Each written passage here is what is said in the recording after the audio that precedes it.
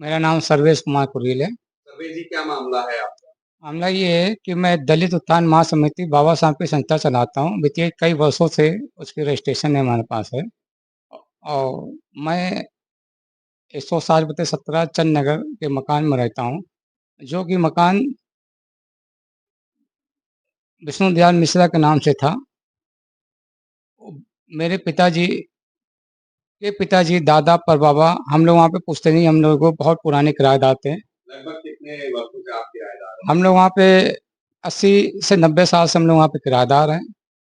मुझे मालूम पड़ा कि मेरे मकान मालिक जी ख़त्म हो चुके थे। उनका बेटे के 3 मेरे पे उनके 3 बेटे थे। एक का नाम था सुरेशचंद मिश्रा, एक का नाम था सर्वेश मिश्रा, एक का नाम था दिव्येश मिश्रा। सुरेश मिश्रा और सर्वेश मिश्रा की वाइफ ने, दोनों ने अपने नाम से मकान में दाखिल खारिज करा करके ये मकान बेचने की इन्होंने बात करी। जब इन्होंने मकान किसी से बेचने की बात करी तो मुझे वहाँ पे बुलाया गया। मुझे बिल्डर ने मुझे बुलाया, कहने लगा जो लेना देना है वो वहाँ से आप ले लो, इस मकान को खाली कर दो। मैंने बोला सर मैं आपको जानता नहीं हूँ, मेरे मकान मालिक जो हैं मैं उनसे बात करूँगा।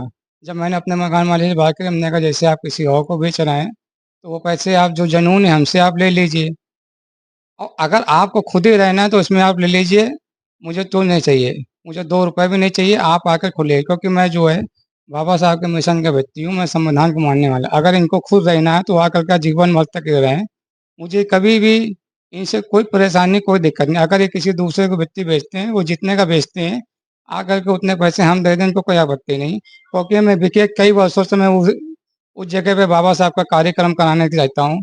उसमें मुख्य क्या-क्या अतिथि, कार्यक्रम अभी तक कराए जा उसमें बाबा साहब के बर्थडे का कार्यक्रम हो चुका है, गौतम बुद्ध की बुद्ध कथा हो चुकी है उसमें, कई बच्चों का कार्यक्रम हो चुका है उसमें। उसमें अभी बाबा साहब का परमाण दिवस ही हुआ था।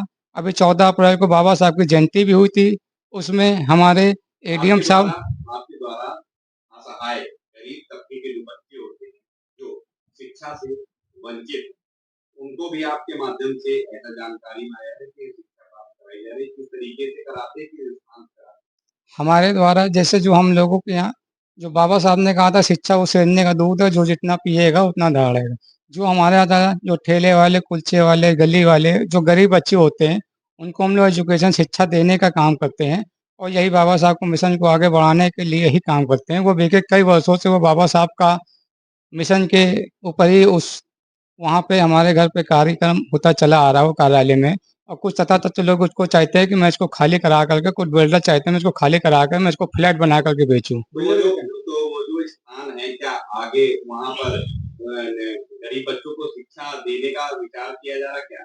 आगे जब तक मेरे जीवन में प्राण है, आगे जो भी स्थान है वहाँ पे गरीब बच्चों को हमेशा शिक्षा देने का प्रयास ही किया जा पाएगा। अगर अगर मुझे न्याय नहीं मिलता है, अगर मुझे यहाँ से न्याय नहीं मिलता है तो मुख्यमंत्री जी के द्वारा मैं जो आत्महत्या कर लूँगा, अगर मुझे न्याय नहीं मिलता है। प्रशासन से मेरा पूरा अप्रोच है कि इसको आप संज्ञान में लेकर के इस पर उचित उचित कार्रवाई करने का कष्ट करें, आपकी मानदेय होगी।